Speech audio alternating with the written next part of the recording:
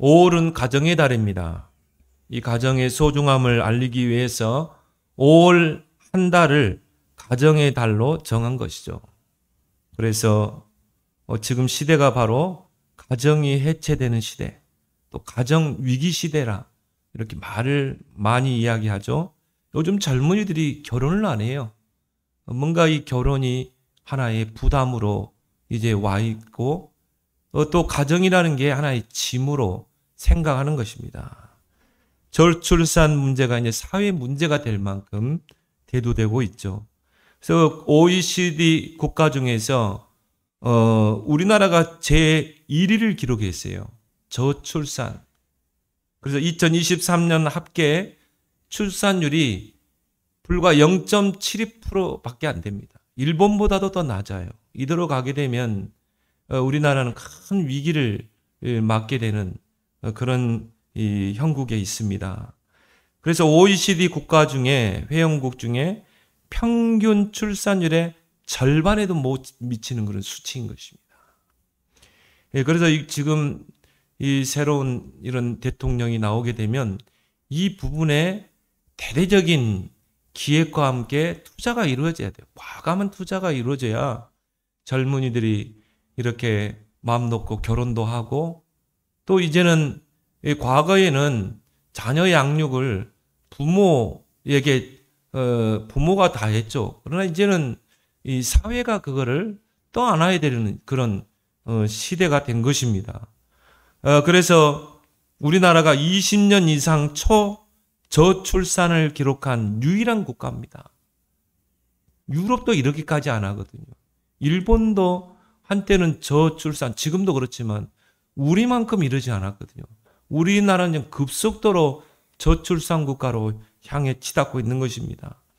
그래서 이 인구보건복지협회에서 이번 달 4월 14일에 국민 인구 행태 조사 결과를 공개했어요.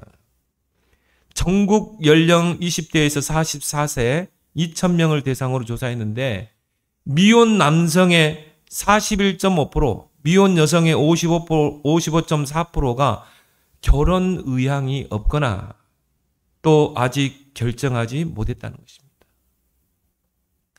그 이유를 이제 물으니까 1위가 뭐냐? 이제 경제적인 부분이죠. 그리고 이제 자녀 양육에 대한 부분인 것입니다. 그 부분에 자신이 없다는 것이죠. 가정은 하나님이 세운 제도입니다. 그렇죠? 창세기 2장에 보면 에덴 동산에서 하나님이 가정 제도를 세우셨어요. 그래서 가정은 하나님의 축복이 흐르는 통로입니다. 그리고 세계 복음화의 도구가 가정이에요. 창세기 1장은 뭡니까? 천지 창조. 마지막 창조가 뭡니까? 인간 창조. 사람을 창조했어요. 그리고 2장에 보면 뭡니까? 하나님이 아담이 혼자 외롭게 있는 것을 좋게 보지 않아 하시고 아담을 깊이 잠들게 하사 그 갈빗대 하나를 취해서 여자를 만들었어요. 그리고 한 몸을 이루게 한 거예요. 그래서 가정제도는 하나님이 세운 줄 믿습니다. 그래서 가정은 신성한 것입니다. 그 가정에 하나님의 계획이 있는 거예요. 그럼 우리는 어떻게 해야 돼요? 가정을 지켜야 된다 이 말이에요. 그 가정을 여러분들이 잘 지키고 돌보면 이게 하나님의 축복이 흐르는 통로라니까요. 하나님이 세계를 복음하는 도구가 가정인 것입니다. 근데 요즘 젊은이들이 이 가정에 대해서 너무 소홀하게 여기는 것이죠.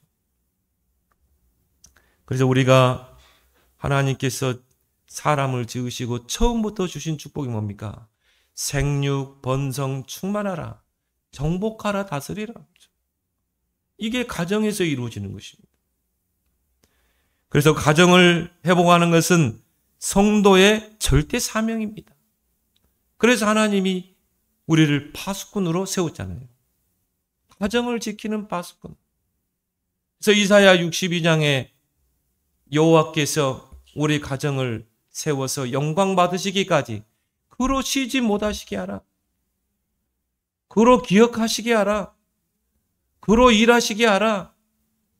그래서 우리가 파수꾼의 사명은 뭡니까? 늘 깨어서 지키고 영적 싸움을 싸우고 우리 가정에 빛을 발하고 우리 자녀에게 중요한 언약을 전달하고 그래서 우리 자녀들이 성문으로 나아가고 세계복음화의 대로를 수축하고 만민을 위하여 깃발을 들도록 파수꾼의 사명을 감당해야 될 줄 믿습니다.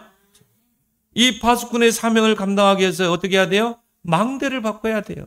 우리 가문에 사단이 만들어 놓은 망대가 있거든요. 이것을 어떻게? 하나님의 망대로 바꿔야 되는 것입니다. 성경은 자식을 하나님의 기업이요 상급으로 표현하고 있습니다. 시편 127편 1절 5절에 보니까 자식들은 여호와의 기업이요 태의 열매는 그의 상급이라. 그래서 전통의 화살이 가득한 자는 복이 있도다.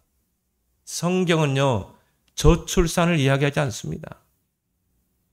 정말 자녀를 많이 낳으라는 거예요. 무턱대고 많이 낳는 게 아니라 낳아서 언약을 새기는 것입니다. 사명을 새기는 것입니다. 어릴 때부터 여호와 하나님을 알도록 여호와를 경외하도록 어떻게 여호와를 경외하는가 예배의 축복을 누리도록 하나님과 소통하도록 이 땅에서 사명을 가지도록 정체성을 갖도록 낳아서 각인시켜서 시대 살릴 서밋으로 키우는 것입니다. 일본의 후쿠오카에 가면요 한 선교사님이 계시는데 자녀가 12명이야. 그래서 제가 일본에 단기 선교 갔는데 이제 전철역 앞에 저를 마중하는데 대단하더라고요. 앞에 한 명 차고 선교사님 뒤에 한 명 없고 2명 손 잡고 이렇게 저를 맞이하더라고요. 지금 얘 유치원 보냈는데 목사님 오신다고 그래서 제가 지금 나와 있다고. 4명이잖아요. 앞에 차고 뒤에 없고 양손에 한 명씩 손잡고 12명이야. 이 선교사님이요. 애들을 이제 고등학교 때까지 해가지고 또 중학교 때 또 선교사님한테 맡겨. 한 자녀는 또 필리핀 바기오에 또 선교사님한테 맡기고 한 자녀는 저 프랑스에 있는 선교사님 맡기고 또 한 자녀는 미국의 선교사님 다 맡겼어. 그것만큼 세계복음화 확실하잖아요. 그래서 나는 그 선교사님 볼 때마다요. 세계복음화 확실하네 그냥. 12자녀 낳아가지고 전 세계에 파송하는 거죠. 전통에 화살이 가득한 자는 복이 있도다. 왜? 자식들은 여호와의 기업이기 때문에 그래요. 내 것이 아니라 이 말이에요. 내 소유로 알고 있기 때문에 문제가 되는 거죠. 내 자녀가 내 소유로 알게 되면요. 나중에 어떻게 합니까? 갈등합니다. 배신합니다. 그러니까 품 안에 자식을 두려고 그러잖아요. 여호와의 기업인 줄 믿습니다. 착하게 해서는 안 돼요. 하나님의 기업인 자녀를 나에게 맡긴 것입니다. 그럼 우리가 그 하나님의 기업을 잘 맡아서 어떻게 해요? 키워야 돼요. 기도 속에서 키워야 돼요. 언약을 부지런히 심고 키워야 되는 것입니다. 그래서 하나님 맡아서 잘 키우면 그 자식이 상급이 되는 것입니다. 그죠? 아까 제가 요즘 책방에서 잘 팔리는 책이 뭡니까? 세 자녀를 하버드대 졸업시켰어요. 그분이 그렇게 부유하지도 않아요. 목사님이 미국에 공부하러 가니까 그냥 간 거예요. 그 자식을 키웠어요. 그래 뭐 돈이 있겠습니까? 거기서 초등학교, 중학교, 고등학교, 대학까지. 근데 성경하고 기도. 단 한 가지 한 게 뭐냐? 고등학교 때까지 TV 안 보고 스마트폰 안 사주고 게임 못 하게. 그럼 뭐 하겠어요? 책 읽지. 얘들이 머리가 특출나게 뛰어난 것도 아니에요.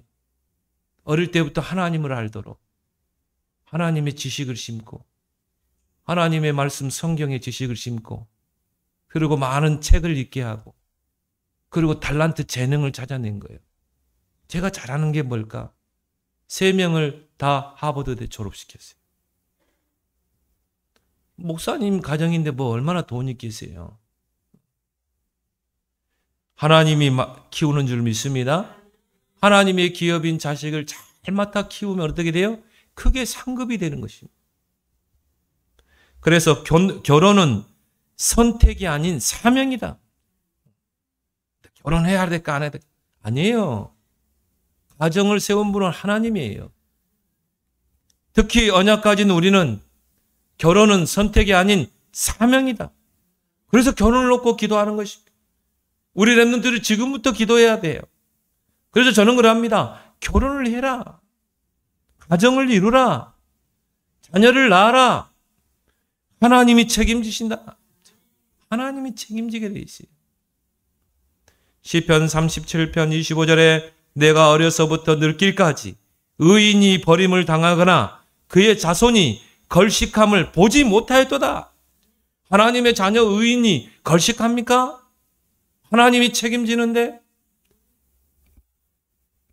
오늘은 어린이 주일, 우리는 렘넌트 주일로 섬깁니다. 오늘 6절에 마땅히 행할 길을 아이에게 가르치라. 그래야하면 늙어도 그것을 떠납니다. 우리 렘넌트들이 마땅히 가야 할 길, 마땅히 당연히 가야 할 길, 그것을 어떻게 해요? 아이에게, 렘넌트에게 각인시키라는 것입니다. 그 마음과 생각, 뇌에 각인시키라는 것입니다. 그러면 늙어서도 떠나지 아니하리라. 어릴 때 뭐가 들어가 각인되느냐? 모든 것 좌우합니다. 그럼 렘넌트 교육이 얼마나 중요합니까? 금토일 시대가 왜 중요합니까? 왜 우리는 삼들 성전을 세워야 됩니까? 우리 아이들에게 마땅히 행할 길을 가르쳐야 되기 때문에, 각인시켜야 하기 때문에, 그리고 우리는 세상에 내보내야 되는 것입니다. 그래서 렘넌트 시기에 마땅히 행할 길을 가르치라, 각인시키라. 그래서 우리 어른들이 이런 말 많이 했잖아요. 자식 농사. 그런 말 많이 이야기했죠. 농사를 짓는 것처럼 자녀 양육에 힘써서 잘 키우라는 것입니다. 거기에 대해서 뭐 비판하는 사람도 많아요. 특히 루소의 그 자연주의 교육. 루소는 그냥 자연의 그냥 순리대로 키우라는 것이죠. 놀고 싶으면 놀게 하고. 그게 자연주의 교육이거든요. 그래서 뭐 공부 강요하지 말고 어떻게 하면 맞는 것 같아요. 나는 절반은 맞고 절반은 틀리다고 보거든요. 그래가지고는 그냥 자녀 교육을 방임해버려요. 그냥 자연에서 그냥 고기 잡고 이렇게 놀고 이렇게 키우지 뭐 공부를 시키고. 자유 방임이거든. 또 부모가 편하거든, 그러면. 우리 자녀가 대학도 하고 그냥 적당히 고등학교 나와서 편하거든. 저는 그건 절반은 맞고 절반은 틀리다고 보거든요. 물론 우리 자녀들이 그런 이 자연과 함께 자연스럽게 자라면서 재능을 발견하면서 그걸 개발하도록 해줘야죠. 전문성을 키워줘야 되죠. 그거 대학 아닙니까? 절반을 맞고 절반을 틀리다. 우리는 자식을 힘써 키워야 돼요. 거기에 투자해야 되는 것입니다. 어릴 때부터 여호와 하나님을 알고 경외하도록. 그래서 경외라는 말은 뭡니까? 존경하고 두려워하다는 뜻입니다. 하나님을 존경하게 해야 돼요. 하나님 앞에 정말 서서 하나님을 높이고, 그 존경이죠. 두려워한다는 말은 우리가 무서워한다는 뜻이 아니죠. 우리가 어른들 앞에 서면요, 정말 그런 마음이 있어야 되잖아요. 존경의 마음. 그리고 부모의 권위를 인정하는 그런 마음을 가지고 여호와를 경외하도록 우리 자녀를 키워야 될 줄 믿습니다. 그게 예배잖아요. 예배는 뭡니까? 여호와를 경외하는 것입니다.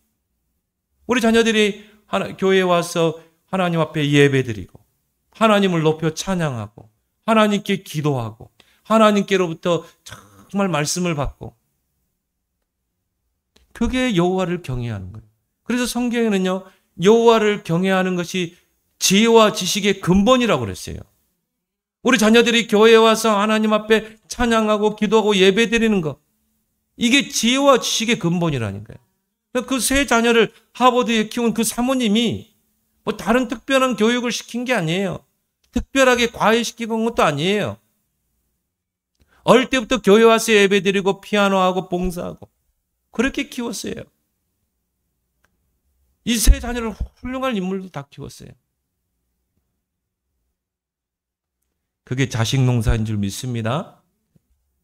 어릴 때부터 여호와 하나님을 알고 경외하도록, 그리스도를 아는 지식이 쌓이도록. 왜? 그리스도 아니면 절대 흑암, 저주, 재앙을 막아낼 수 없습니다. 왜요? 예수가 그리스도이기 때문에. 예수가 바로 왕, 제사장, 선지자이기 때문에. 그리스도 이름 앞에 사탄이 무릎 꿇게 되어 있어요. 그리스도 앞에 저주, 재앙이 떠나가게 되는 것입니다. 그리스도를 아는 지식이 쌓이도록, 그 그리스도가 각인되도록, 그 복음이 뿌리 내리도록. 그래서 우리 자녀들이 그리스도 예수를 아는 지식이 최고 최상의 지식인 것을 알도록. 바울은 뭐라고 그랬어요? 그리스도 예수를 아는 지식이 가장 고상하기 때문에 나는 모든 것을 배선물로 여기다. 그 정도로 그리스도를 아는 지식이 쌓이도록. 앞으로 그리스도를 무장하지 않으면요, 절대 이 흑암 세상, 네피림 세상을 이겨나갈 수가 없습니다. 예수님이 그랬잖아요. 너희가 나를 떠나서는 아무것도 할 수 없다고 그랬어요. 여러분이 그리스도 알고 있다, 최고 복된 자인 줄 믿습니다. 베드로가 주는 그리스도시요 살아계신 하나님의 아들이십니다 고백할 때 바요나시면은 네가 복이 있도다. 아, 그리스도를 보니까 그 안에 다 있네. 하나님의 비밀은 그리스도 안에 모든 지혜, 지식, 보화가 감추어져 있구나. 이게 발견될 때 끝나는 거예요. 사단이 이걸 모르도록 속이잖아요. 세상적인 것으로. 속지 말기 바랍니다. 나는 그래서 새 가족이 그래요. 당신이 그리스도 예수를 아는 지식이 가장 고상해서 그리스도의 다 배설물로, 당신이 불신자로 있을 때 그 모든 거 자랑하던 거 배설물로 여길 때 당신의 삶 속에 하나님이 역사하신다. 그리스도를 아는 지식으로 쌓여야 된다. 영적인 지식으로 교육받도록. 얼마나 사람들이 영적으로 무지한지 몰라요.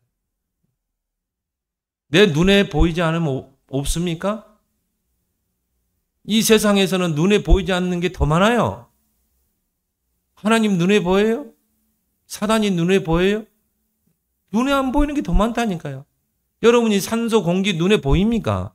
근데 여러분 산소, 공기 들이시지 않으면 죽어요. 여러분 마음, 정신, 눈에 안 보이지만 얼마나 중요합니까? 왜 정신병 돕니까? 그럼 정신이 있다는 거 아니에요. 왜 마음의 병이 있습니까? 마음이 있다는 거 아니겠습니까? 오히려 눈에 안 보이는 게 더 중요해요. 눈에 안 보이니까 하나님 없습니까? 천군 천사가 지금도 동원되고 보좌의 능력이 역사하는데 그게 눈에 안 보인다고 없냐 이 말이에요. 영적인 지식을 쌓도록 해야 되는 것입니다. 그래서 아이에게 가르치라. 뭘 말합니까? 빠르면 빠를수록 좋다 이 말이에요. 시기는 빠를수록. 요즘 세대들은요, 너무나 정보를 쉽게 빨리 취득하잖아요. 왜? 지식 정보가 손안에 있잖아요. 스마트폰 안에. 우리 아이들에게 뭐가 들어가 각인되는지 모른다니까요. 그래서 그 하버드 대학을 3명 졸업시킨 그 사모님은 고등학교 때까지 스마트폰을 지어주지 않았다는 거예요. 얼마나 빨리 세상 지식이, 틀린 지식이 들어가는지 모른다니까요. 그래서 아이에게 가르치라. 렘넌트 시기가 바로 마지막 기회다. 그래서 우리는 렘넌트 운동에 생을 거는 것입니다. 결국 각인된 대로 응답하고 뿌리 내린 대로 열매는 맺고 체질된 대로 운명은 가게 돼 있어요. 어디 사람을 죽입니까? 어릴 때 그 상처가 들어가 각인되기 때문에. 증오, 아버지에 대한 증오, 가정에 대한 증오. 그리고 사람 죽이는 것이죠.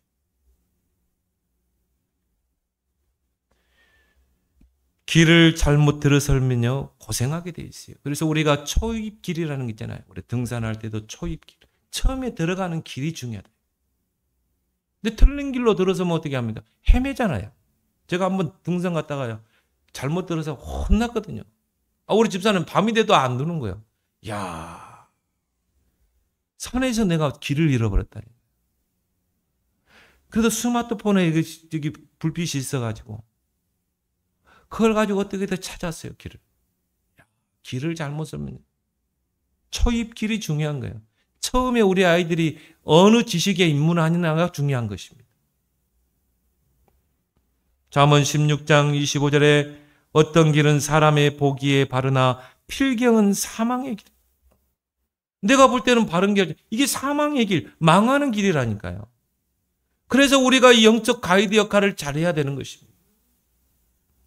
그래서 유대인들은 어릴 때부터 두 가지를 가르칩니다. 말귀를 알아들을 때부터 하나님이 누구신가? 경제가 뭔가? 그래서 유대인들의 사상은 뭡니까? 하나님과 경제를 같은 레벨로 둡니다. 왜 그래요? 하나님을 알고 하나님의 나라를 이 땅에 이루려면 뭐가 있어야 돼요? 경제가 있어야 돼요. 이게 두 가지를 알아야 돼요.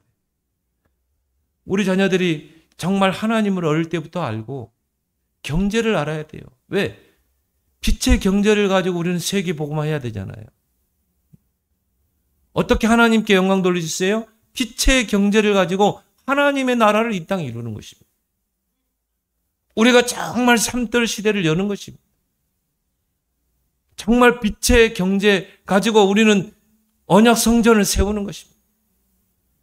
새뜰 시대를 여는 것입니다. 우리 자녀에게 이걸 가르쳐야 돼요.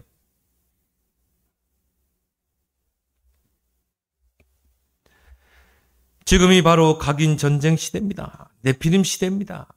흑암이 발악하고 있습니다. 지금 여러분 시대를 한번 보세요. 얼마나 시대가 악합니까? 디모데후서 3장에요. 말세 때 고통의 때가 이르네. 이미 성경은 이야기했어요. 사람들은요 자기를 사랑합니다. 하나님 사랑하지 않습니다. 하나님을 그 마음에 두지 않습니다. 자기 중심, 자기를 사랑하고 돈을 사랑하고 쾌락을 사랑하고 하나님을 사랑하는 것보다 쾌락을 더 사랑합니다. 사나워지고 난폭해지고 요즘 사람들이 얼마나 난폭합니까? 여자친구가요 헤어지자고 그러니까 얼마나 얼굴을 취업해가지고 그런 시대라니까요.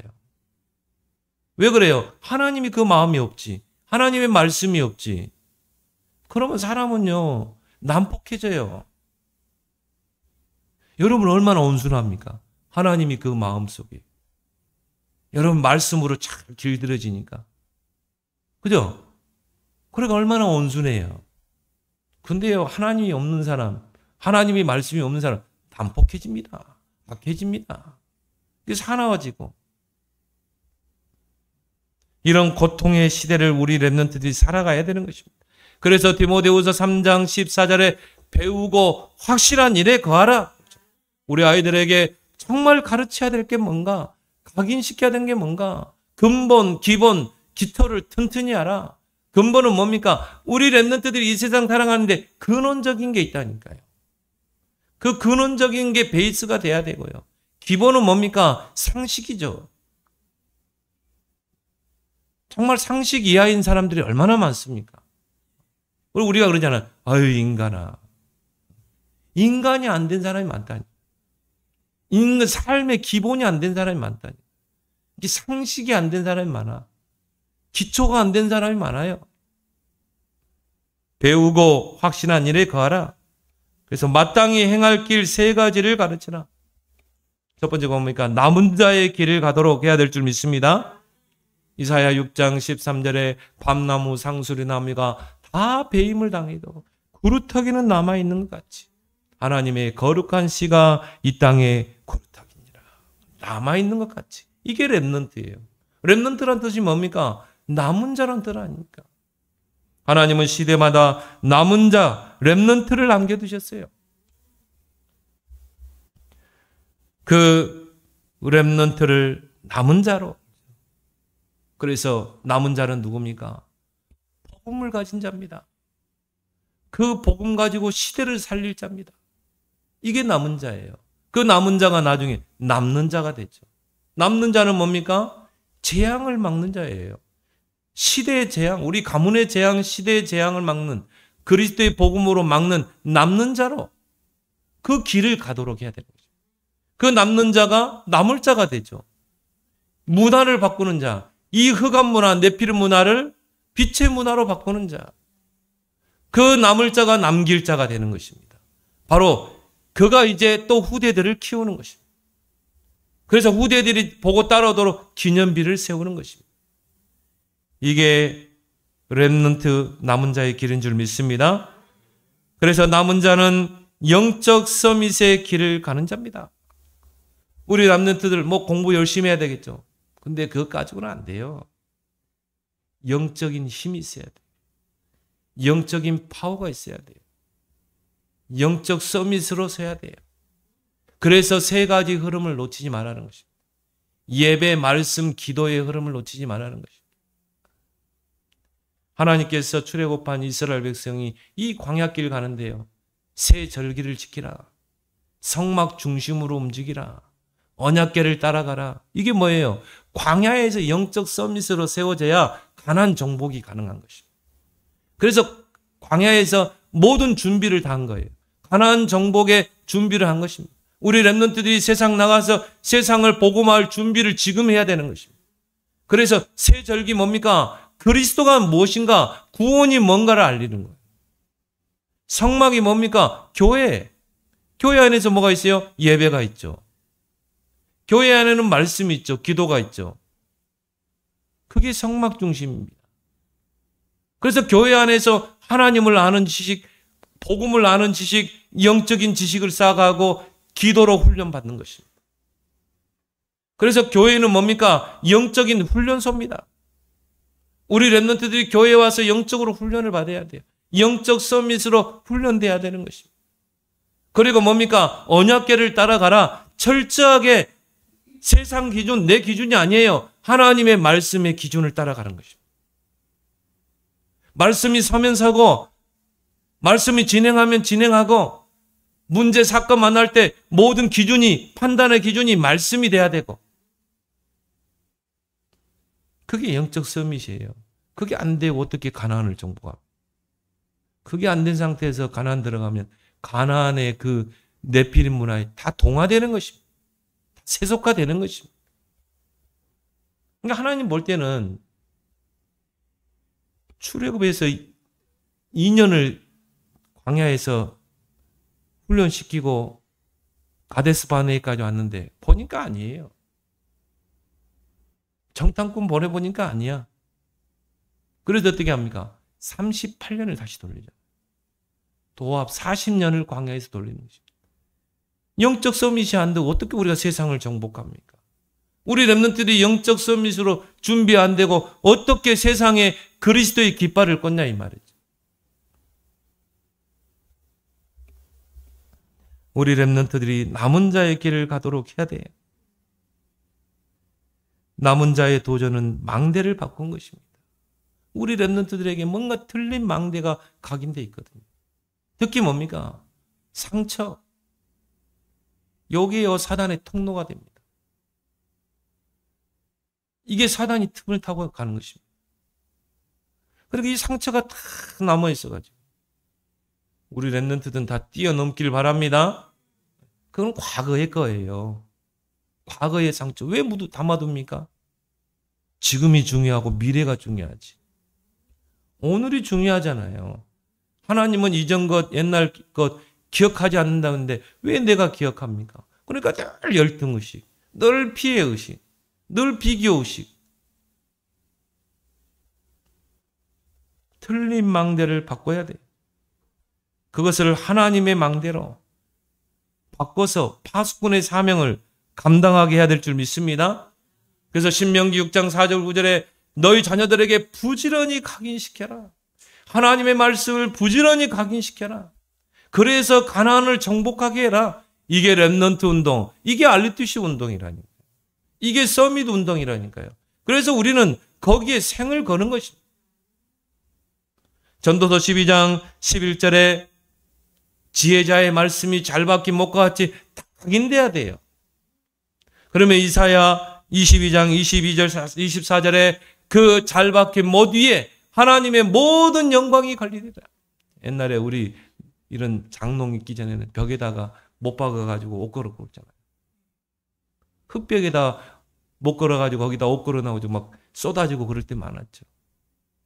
나무에다가 잘 박힌 못을 박아놓으면요, 그 위에다 뭐 가방도 걸 수 있고 옷도 걸 수 있고 다 걸 수 있는 것입니다.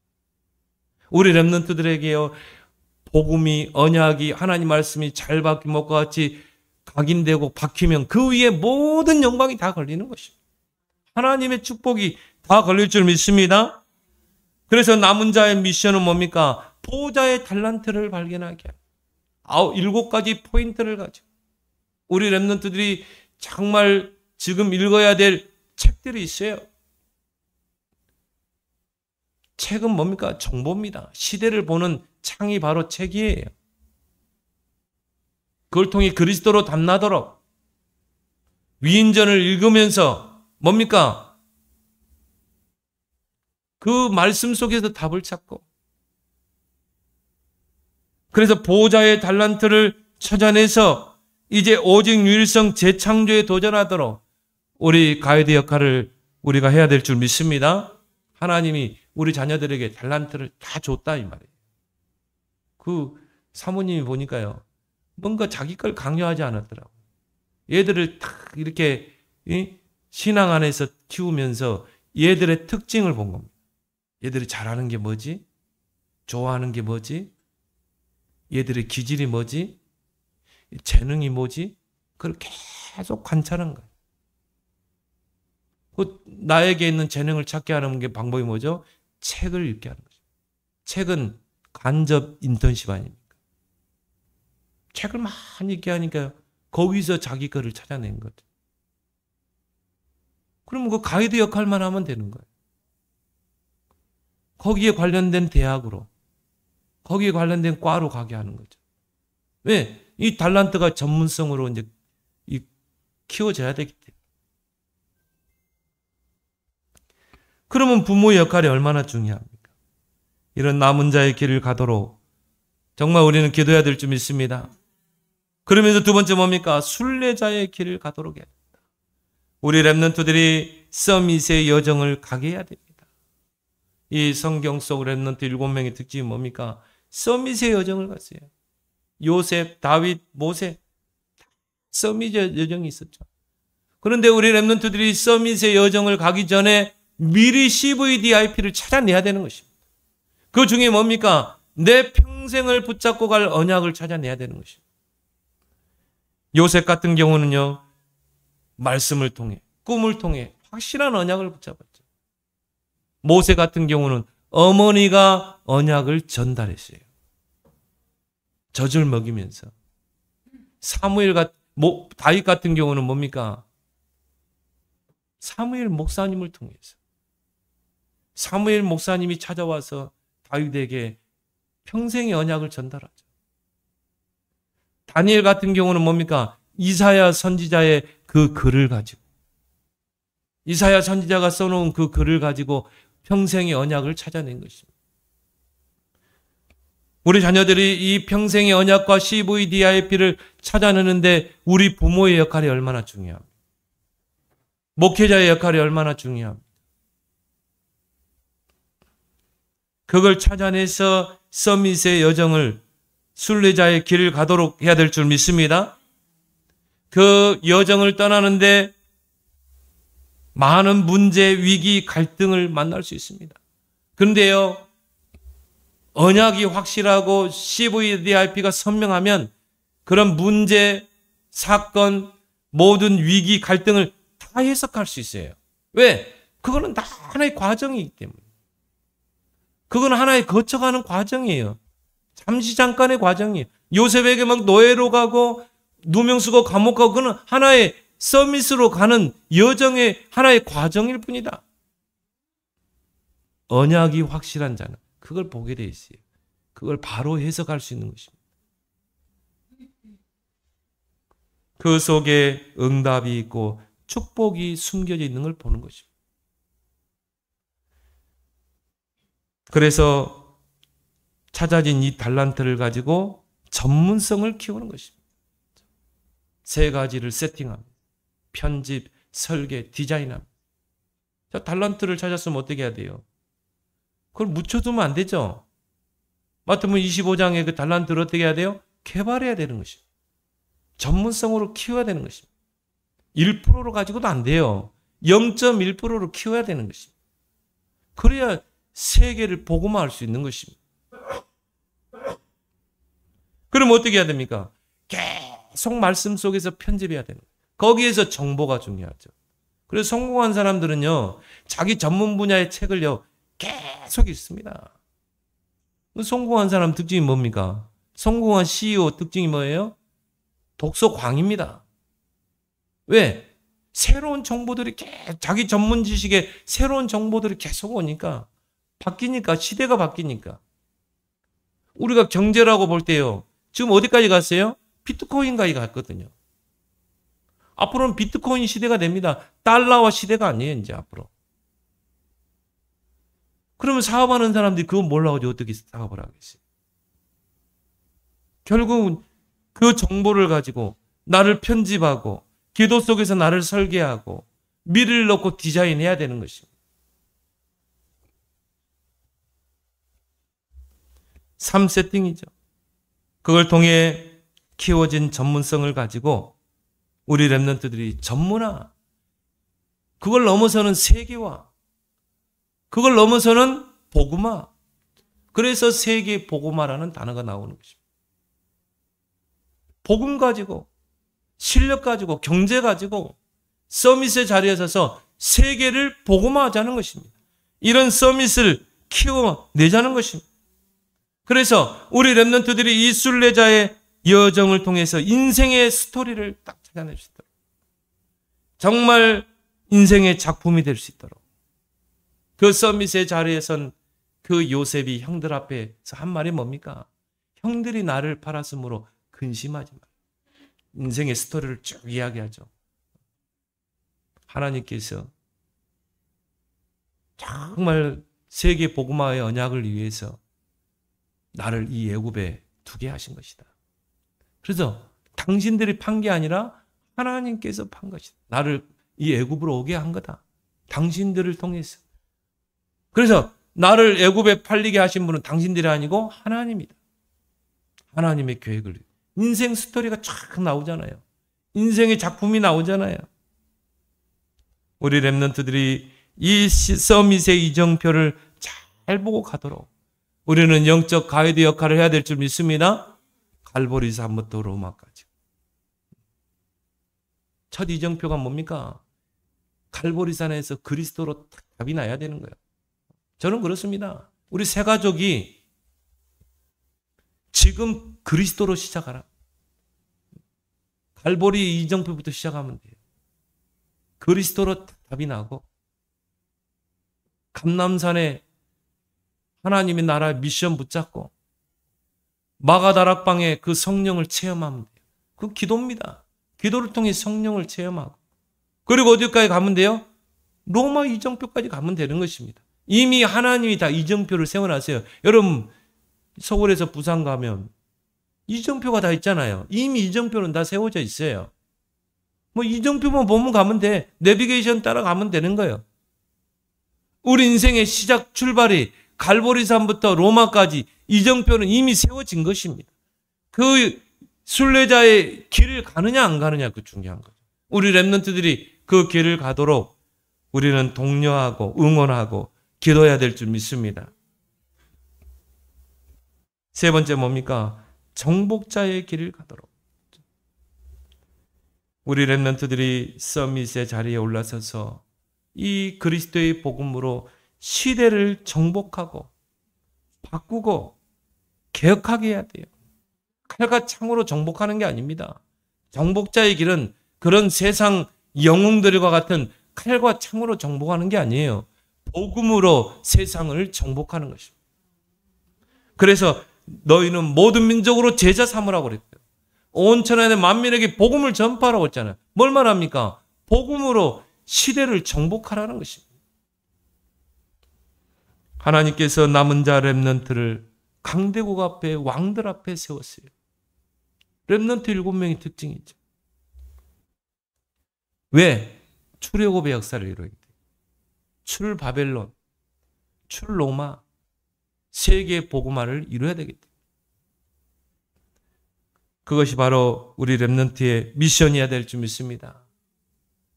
세계를 복음으로 정복하는 것. 이거는 하나님이 처음부터 주신 축복이라니까요.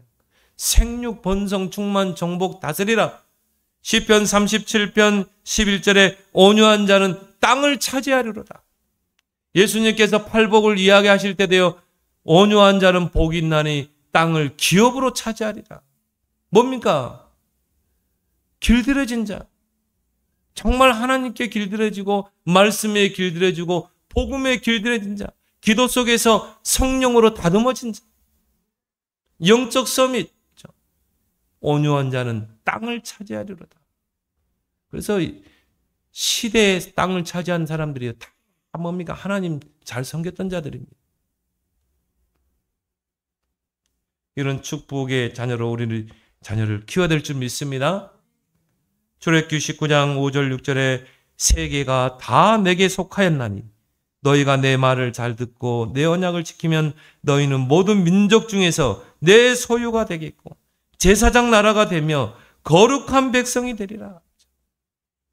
하나님께서 우리 자녀들을 2, 3, 7, 5천 종족 살릴 그런 주역으로 우리 자녀들을 부른 줄 믿습니다. 그래서 우리 렘넌트들은 2030, 2080 시대의 주역이라 해요. 앞으로 5년 남았습니다. 우리 자녀들이요, 대학을 졸업하고 다 세상으로 나가겠죠. 그 주역으로 불렀다니까요. 2030, 2080 시대의 주역. 그래서 우리 자녀들이 정말 하나님의 손안에 있는 씨앗이 되어서 저 정치 현장, 경제 현장을 복음으로 정복하도록 해야 합니다. 거기에 우리 부모들의 미션이 있는 것입니다. 그래서 우리가 왜 삼들 시대를 열어야 되는가? 왜 우리는 삼들 시대의 발판을 놓아야 되는가? 이런 서밋들을 키워야 되거든요. 이방인의 뜰, 치유의 뜰, 아이들의 뜰을 만들어야 되는 것입니다. 이게 다윗이 붙잡은 언약이거든요. 다윗이 평생을 언약 붙잡고 기도했잖아요. 내가 이 세 가지 뜰이 있는 언약 성전을 세울 것이다. 하나님 나에게 빛의 경제를 주옵소서. 하나님이 다윗을 서밋으로 세웠어요. 그래서 왕으로 세웠죠. 왜? 그 언약이 이루어져야 되기 때문에. 다윗이 왕이 되어서 언약궤를 예루살렘으로 옮겼습니다. 큰 일을 했죠. 그런데 언약궤가 임시 장막에 머물러 있는 것이 다윗의 마음에 걸린 거예요. 나는 이 다윗 궁전에 사는데 언약궤는 뺏겼던 언약궤는 회복이 왔어요. 근데 그 언약궤는 장막에 둔 것입니다. 그게 늘 마음에 걸렸던 거예요. 그게. 그래서 내가 언약궤를 둘 성전을 짓겠다. 이 마음을 딱 갖게 된 거죠. 하나님 주신 마음이죠. 귀한 마음이죠.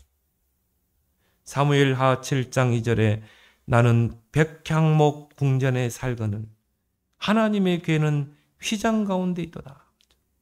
나는 이 궁정에서 이렇게 화롭게 사는데 하나님의 언약궤는 저 휘장 장막 가운데 있는 것이다. 그걸 마음에 안타깝게 여기고 기도하기 시작합니다. 하나님 나에게 저 언약궤를 둘 성전을 짓게 해주십시오.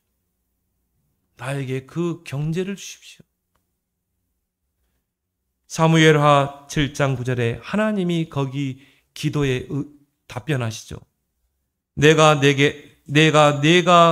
가는 모든 곳에서 너와 함께 있어. 땅에서 위대한 자들의 이름같이 내 이름을 위대하게 만들어주니라. 기도 제목을 잘 잡아야 돼. 여러분이요, 우리 교회를 다 보면서요. 야, 내가 정말 성전을 좀 주었으면 좋겠다. 진짜 이 마음을 갖길 바랍니다. 그리고 여러분이 정말 기도해 보세요. 하나님 반드시 거기에 답변하십니다. 네가 가는 모든 곳에서 너와 함께 있어 땅에서 위대한 자들의 이름같이 내 이름을 위대하게 만들어 주리라. 그 음성을 딱 듣고 다윗이 사무엘하 7장 27절에 내가 너를 위하여 집을 세우리라 하셨으므로 주의 종이 이 기도를 주께 간구할 마음이 생겼나이다. 이미 응답을 받은 거예요. 하나님이 나를 통해 성전을 짓기를 원하시고 이미 응답을 받고 뭐합니까? 기도할 마음이 생겼나이다. 그때부터 얼마나 기도했겠어요? 아마 평생에 다윗의 기도했을 걸까요? 다윗은 그것밖에 기도할 게 없었을 것 같아요. 그래서 하나님이 다윗에게 경제를 완전히 쏟아 부은 것입니다. 이게 역대상 29장 10절 14절 나오잖아요. 모든 부와 길을 다 몰아가시는 거예요. 물론 그 아들 솔로몬이 성전을 지었지. 우리 자녀들이 정말 남은 자, 순례자, 정복자의 길을 가도록 나는 삼뜰 성전을 세울 것이다. 내가 우리 렘넌트들의 정말 배경이 될 것이다. 내가 렘넌트들의 후원자가 될 것이다. 이것만큼 정말 하나님을 감동시키는 기도가 어디 있겠어요? 요셉 이후로 렘넌트 운동이 끊어졌다니까요. 결국 요셉을 알지 못하는 애굽의 새로운 왕이 나와서 그 이스라엘에게 복지 혜택이 아니라 노예로 삼아버린 것입니다. 430년을 노예로 삼은 거예요. 렘넌트 운동이 끊어지면 재앙이 옵니다. 그래서 다윗이 붙잡은 그 기도를 여러분이 붙잡고 새로운 시작을 하는 여러분 되길 바랍니다. 하나님 은혜를 고맙고 감사합니다. 마땅히 행할 길을 아이에게 가르치라. 그래야면 늙어도 그것을 떠나지 아니하리라고 하였어.